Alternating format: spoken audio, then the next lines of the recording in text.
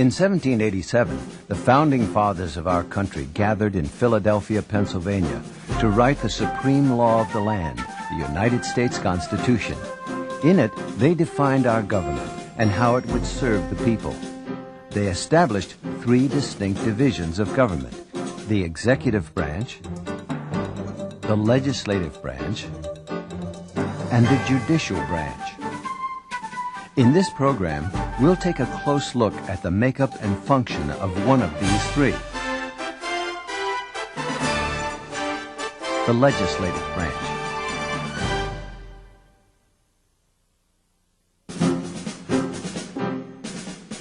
In their wisdom, the founders of our country created a system of government that polices itself. Each branch has powers of control over the others. While if we looked at the Constitution just as words on a page, we might conclude that of the three branches, all of which are supposed to be equal, that is the judicial, the legislative, and the executive, we might conclude that the legislative is the strongest branch because it has the power to structure much of what goes on in the other branches.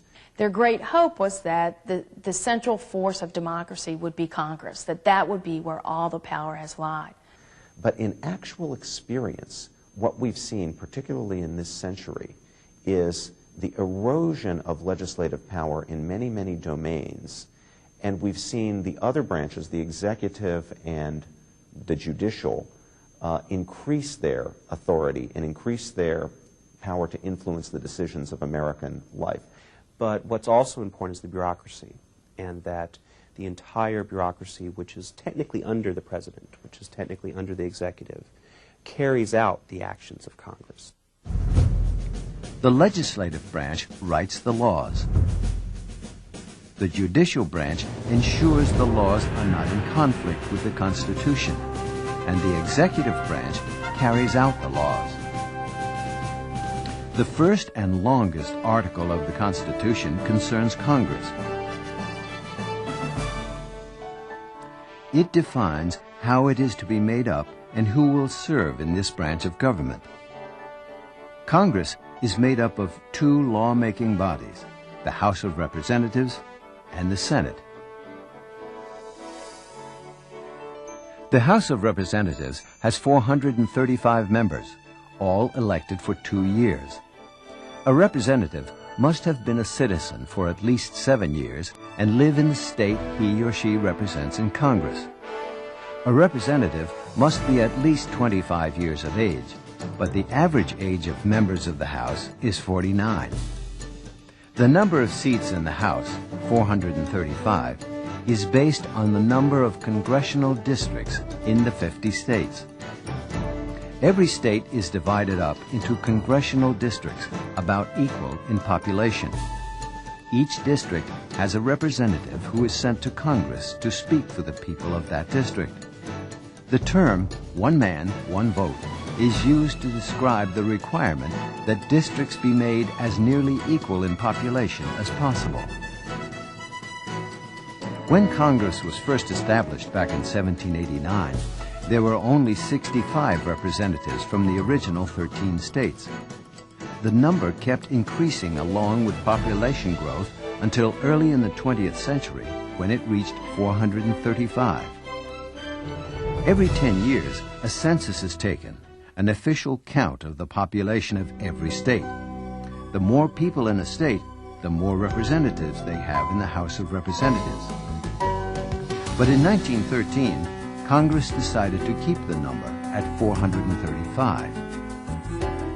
States with small populations, like Alaska, have only one representative. In this case, the state as a whole is the congressional district, and the representative is chosen at large, a term that means elected by the entire population of the state.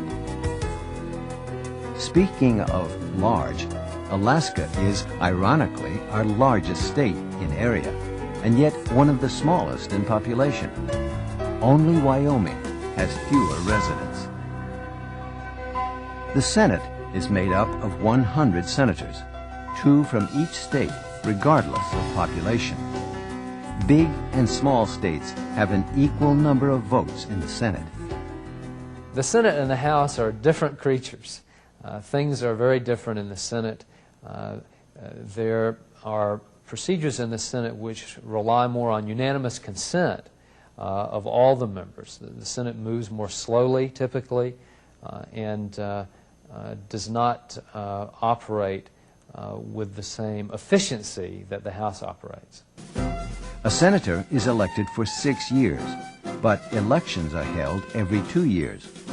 This gives the Senate 3 layers of experience. Freshman senators who have just been elected, midterm senators who have been in their office for at least 2 years, and veteran senators. To be elected to the United States Senate, a person must have been a citizen for at least 9 years, must live in the state he or she represents, and must be at least 30 years of age. Before 1913, senators were elected by their respective state legislatures, but today, senators are chosen by the people they represent. People of all professions run for elected office, but about half of all congressmen happen to be lawyers. There's no educational requirement to be a congressman, but 75% of our elected officials are college graduates. Getting elected can be very difficult. Well, to be elected as a member of the House of Representatives, you've got to win election. The number of votes that would be required for that will vary from district to district and from election to election. It can take only a few tens of thousands of votes, or it can take more than 100,000 votes. Now, to get those votes, especially in contested elections, fiercely contested elections where a lot of people are going to vote, it can take quite a lot of money. People can spend $1 million and more on a campaign for a House seat.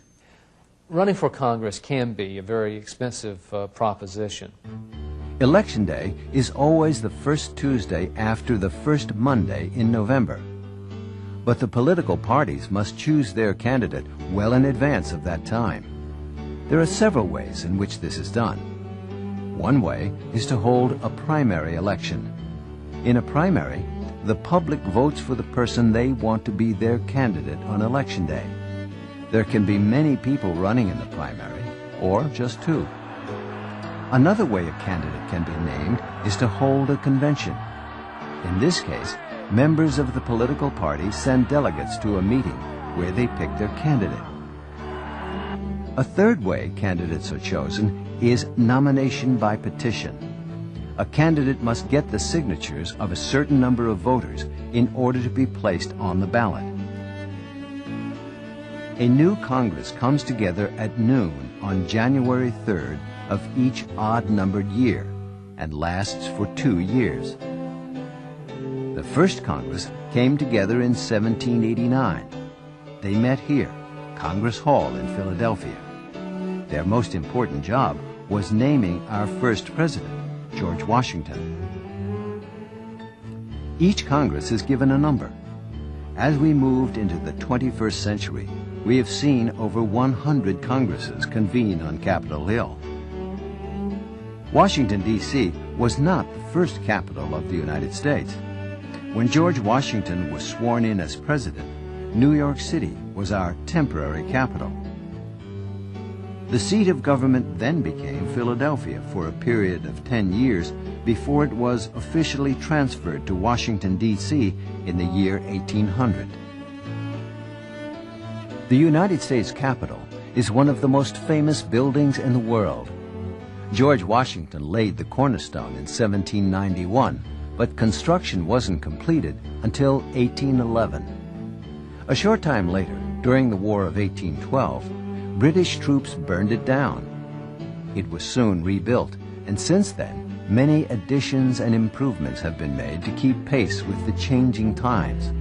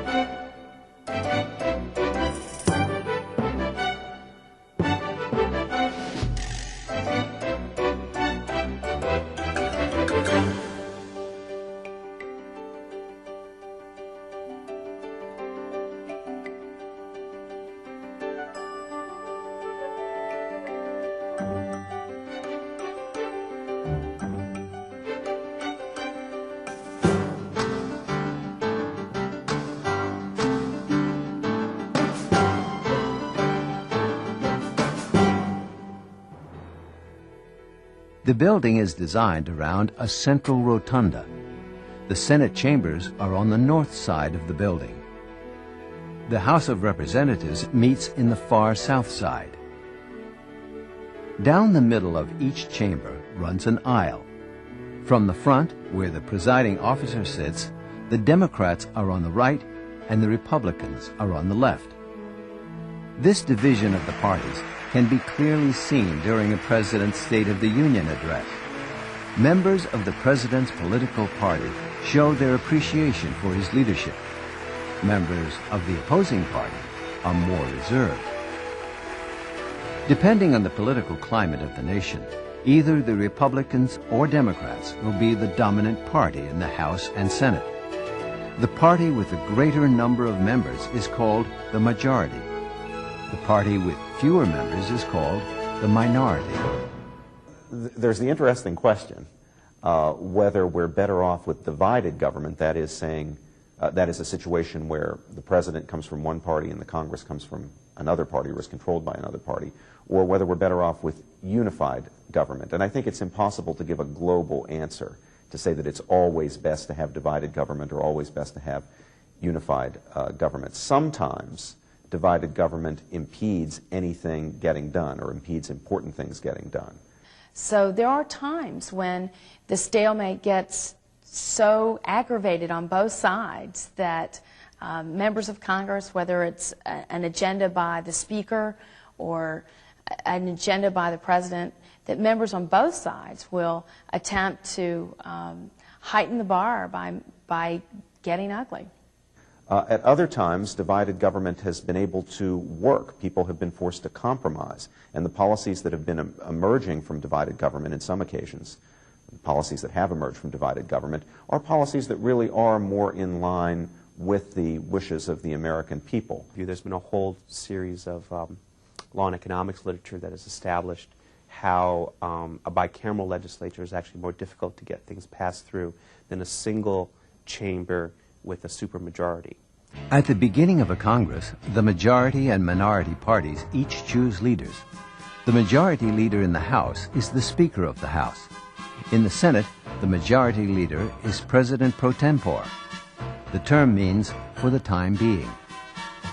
The Vice President of the United States is officially the President of the Senate. Pursuant to United Nations Security Council 678 is passed. However, in practice, the Vice President does not routinely attend meetings of the Senate. In his place, the Senate chooses a President pro tem to take his place. The person selected for this position will be a senior member of the majority party. Likewise, in the House, the person chosen as Speaker of the House will be a respected member of the majority party. Selection of the Speaker of the House is very important since he or she is third in line to succeed to the presidency in the event of the death of the President and the Vice President. In both the House and Senate, other officials are selected to manage their party's affairs. The term whip is used to refer to majority and minority party members who keep colleagues informed about pending legislation and round them up to vote. Both parties also have steering and policy committees to help the leaders deal with party business. There's another point worth making here, and it is that our founders deliberately arranged our institutions in such a way as to ensure that there would be deliberation. And that's intentionally. That inefficiency built into the system of government was purposely put there. It wasn't an attempt to move quick. It was an attempt so that legislation, so that actions of the government were done very slowly and methodically.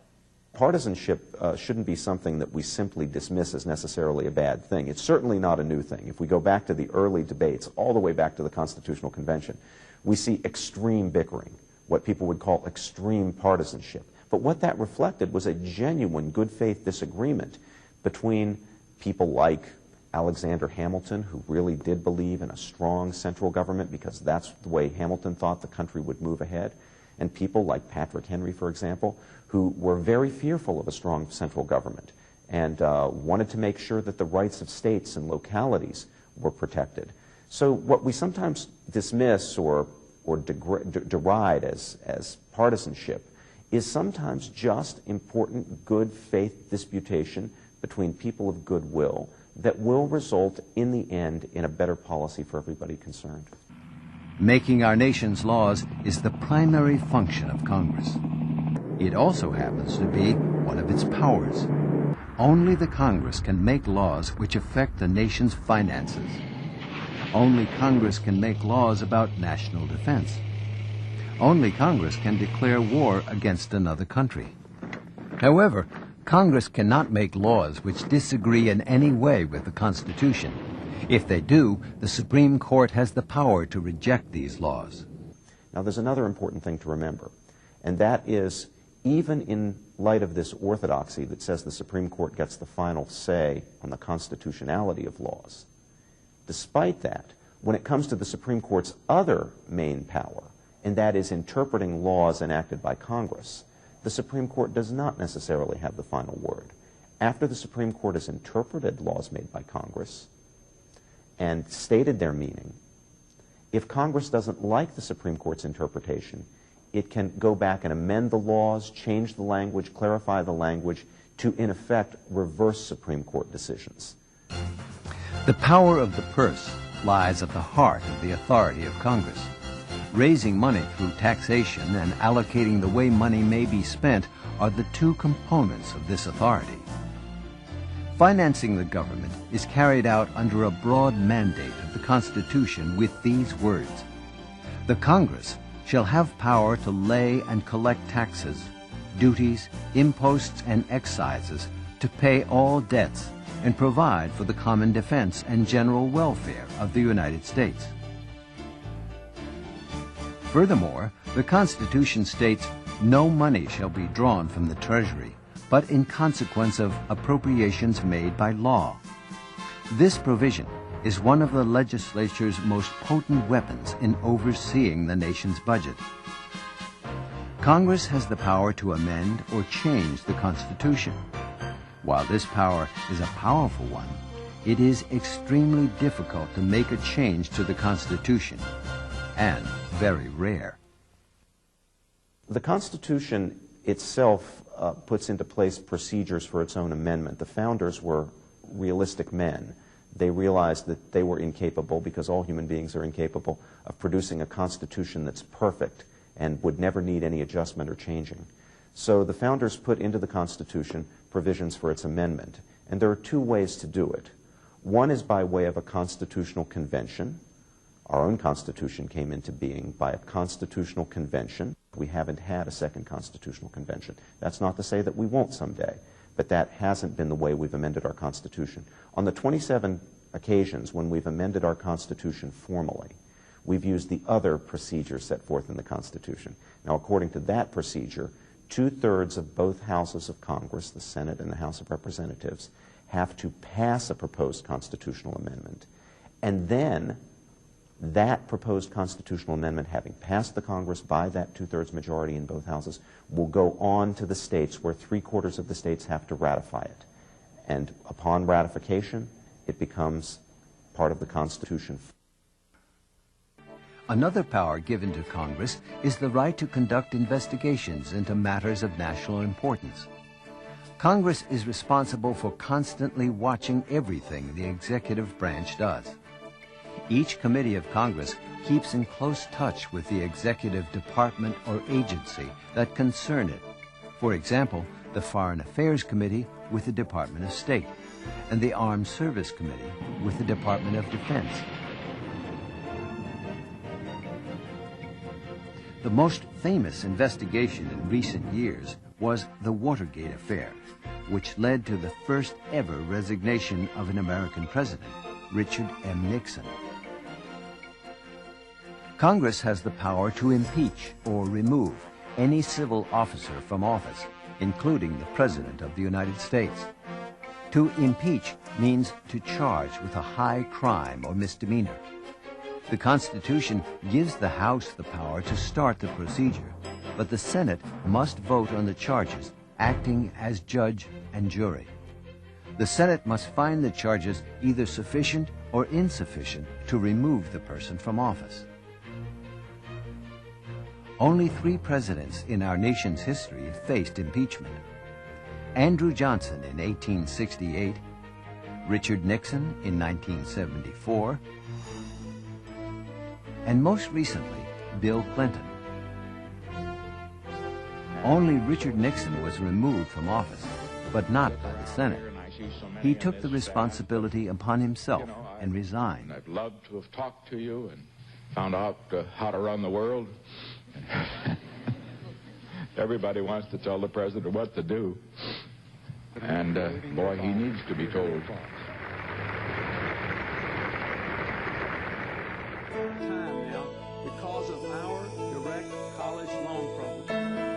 As head of the executive branch, the president has the power to appoint officers of the United States, but with the Senate's advice and consent.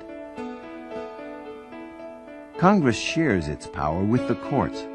The judiciary has assumed a leading role in interpreting laws and determining their constitutionality. Judicial review involves both interpretation and judgment. First, it is emphatically the province and duty of the judicial department to say what the law is. Second, the Supreme Court has the duty of comparing laws with the Constitution and invalidating those that are in conflict with it. Probably the court's one and only strong power is its ability to review the acts of other branches. The court's job is to interpret the Constitution, in anything that would violate that. The court's job is to ensure that the Constitution remains the supreme law of the land. A phenomenon that has grown larger and more important to Congress over the years is the work of special interest groups and their lobbyists. The term lobbyist, I think, is derived from the practice of those who were seeking to influence legislators of gathering in the lobby outside the legislative chambers so that they would have access to the members of the legislative body. When America's founders wrote the Constitution in the late 1700s, they wanted the members of Congress to represent the people. But the world has changed since the late 1700s. One critic of the way modern government operates said that today, congressmen do not represent the people, but rather special interests. Not everyone agrees with that view, but most people agree that special interest groups and their lobbyists exercise considerable influence over Congress. The term special interest group is a term that's become familiar in our political discourse. It's often used in a pejorative sense to imply somebody who wants something that they shouldn't be getting, or somebody who wants something that they want simply for their own selfish reasons. But I think it's important to realize that while there are, of course, people who are interested in politics because of their own selfish ends to advance their own business interests or that sort of thing, there are plenty of people who organize themselves into groups, we might call them special interest groups, who are trying to do the public good. Under our Constitution, all the people have a right to petition the Congress for a redress of grievances. And that's what lobbying is. Actually, lobbyists are probably one of the most informed people on Capitol Hill. They know their information is accurate.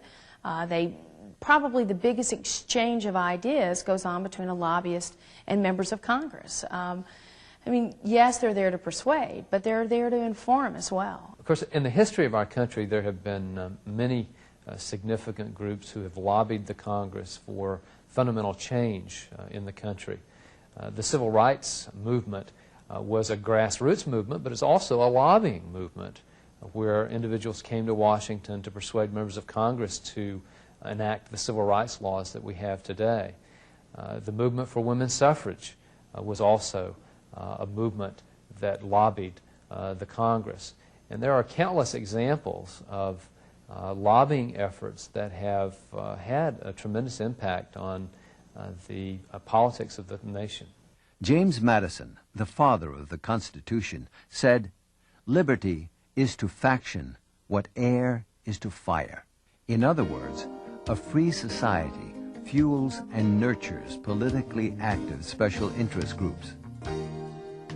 Until recent years, national policymaking was dominated by a few well-organized, well-financed groups: farm, labor, business, veterans, and medical interests.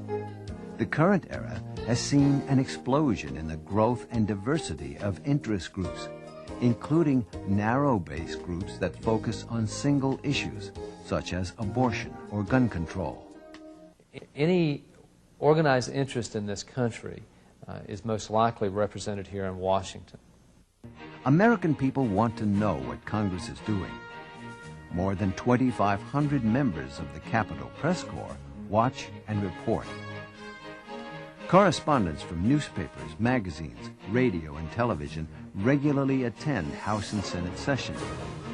There are studios next to the House and Senate floor where members of the press can conduct radio and TV interviews. Proceedings of the House have been televised since 1979 on C-SPAN, the cable public affairs network. Is simply going to be, how much medical reason is there to believe that this procedure, whoever is supplying it, a private company or not, is going to help whatever's wrong with it? Okay.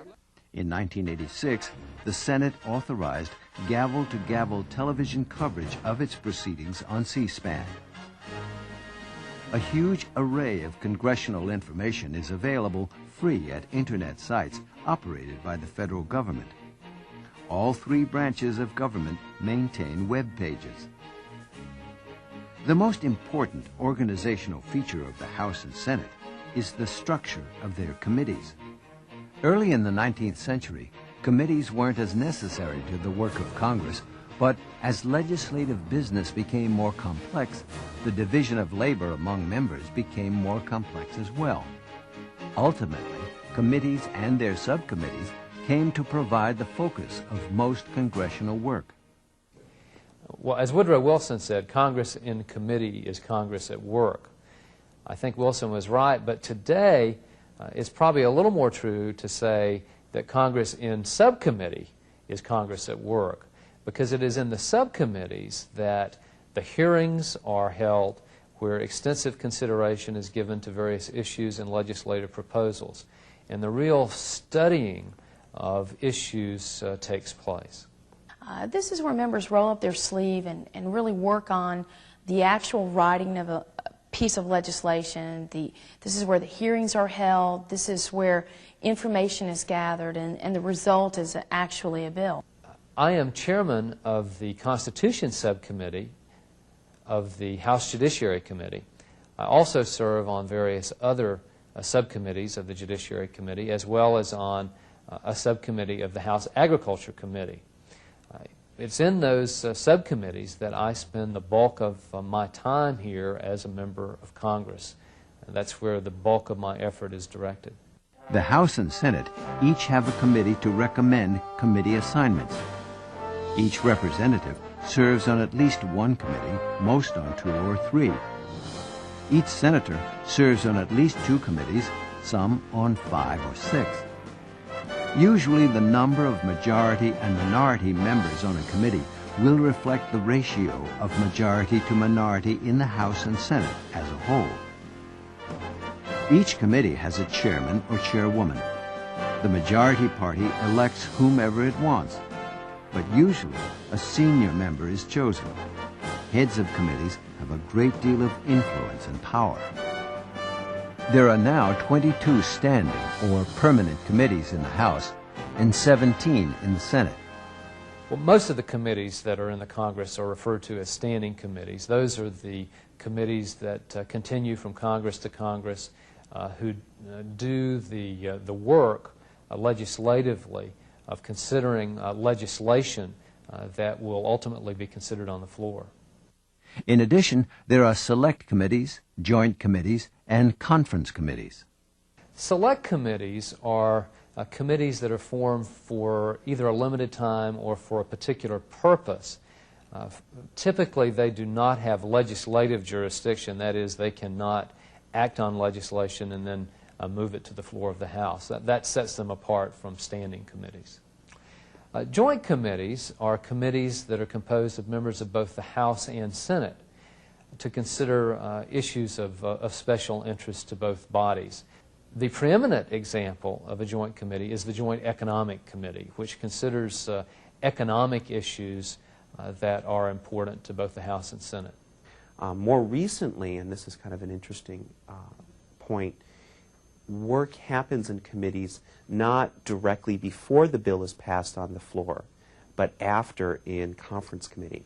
Conference committees play a critical role in the legislative work of the Congress because conference committees have the responsibility of working out the differences between legislation that's been passed by the House and legislation passed by the Senate.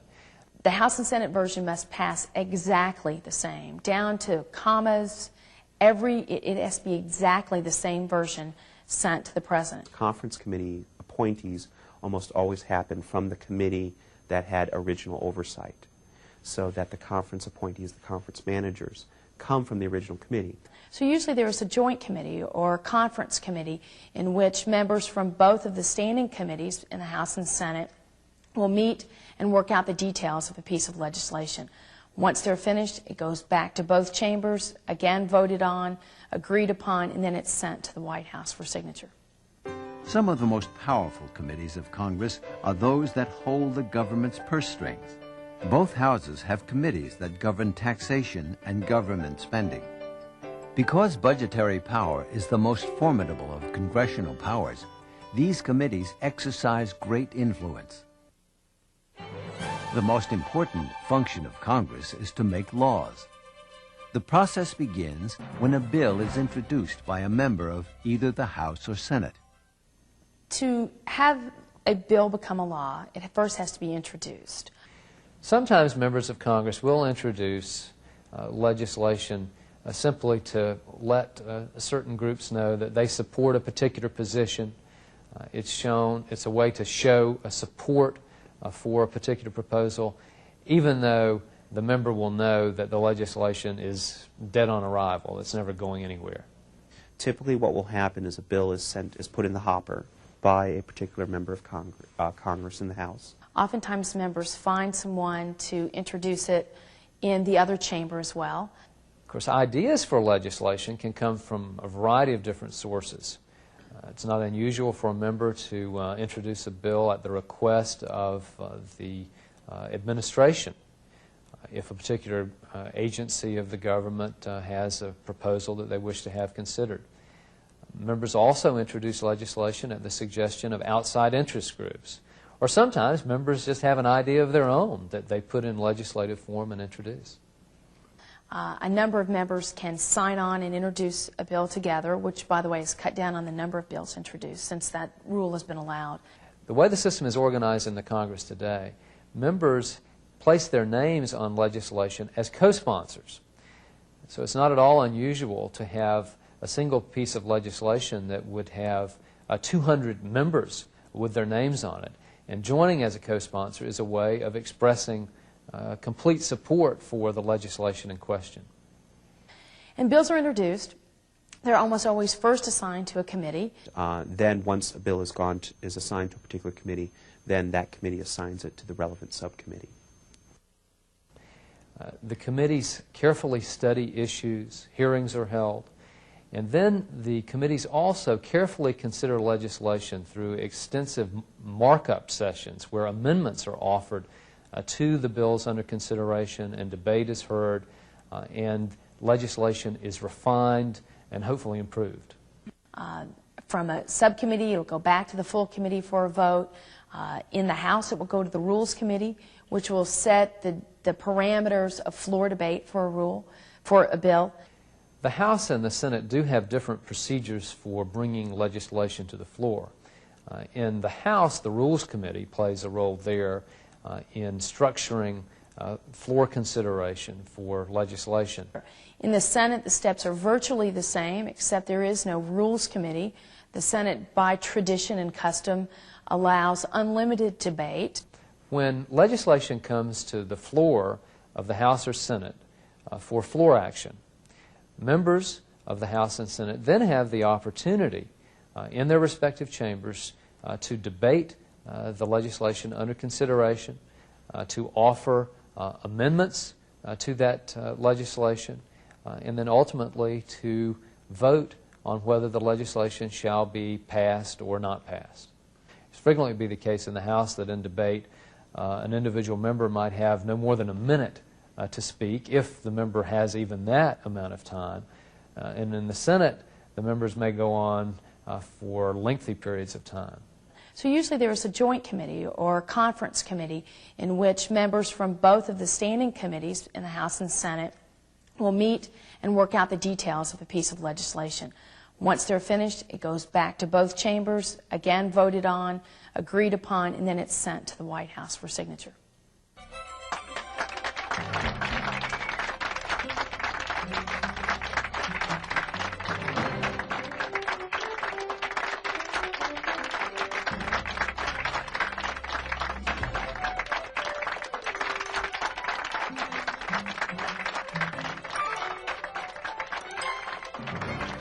Before a vote can be taken, there must be a quorum in each chamber. A quorum is one more than half. In the Senate, 51 senators is a quorum, and in the House, it's 218 representatives. The Senate do use different methods for recording the votes of members. In the Senate, the roll is called, and members of the Senate respond when their name is called by saying yea or nay. In the House, we have an electronic voting device that allows members to record their votes by inserting their voting card into a device and pushing a button to indicate yes, no, or present. A bill passed by a majority vote of the members of the House and Senate is finally sent to the President for approval. If the President signs the bill, it becomes law.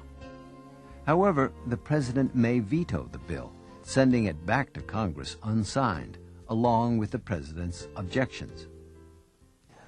Under our Constitution, the legislative process involves not just the House and Senate, but also the President, because the President has the right to veto legislation that does not meet his approval.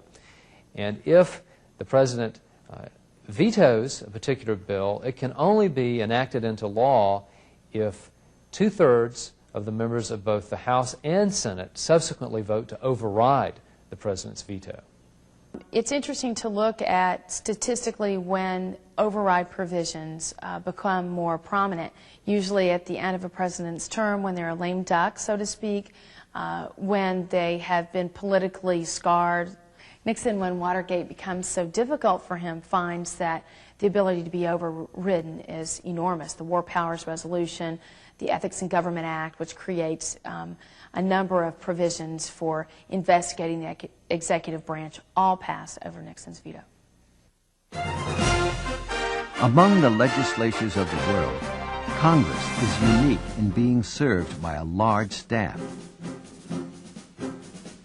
More than 7,500 staff employees work for the House members and more than 3,600 for senators. House and Senate committees also employ more than 3,000 staff personnel. In addition, Congress receives research and information services from major agencies. The Congressional Research Service, an arm of the Library of Congress, provides wide-ranging research services for members of Congress and committees.